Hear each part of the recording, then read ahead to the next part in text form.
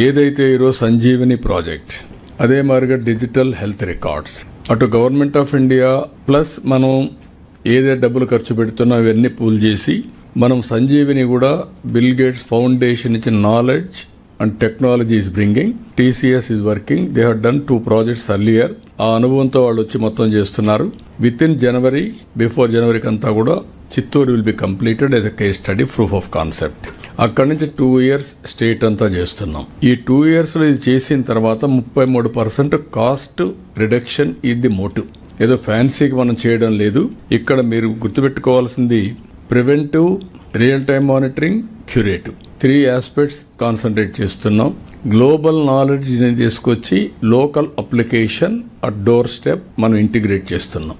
All medical staff అంతా కూడా will be online. ఈ రోజు లాస్ట్ మైల్ లో ఉండే ANM గానీ లేకపోతే అక్కడ ఉండే ప్రైమరీ హెల్త్ సెంటర్ డాక్టర్ గానీ గ్లోబల్ నాలెడ్జ్ మనం ఇచ్చే పరిస్థితికి వస్తాం హెల్త్ మీద.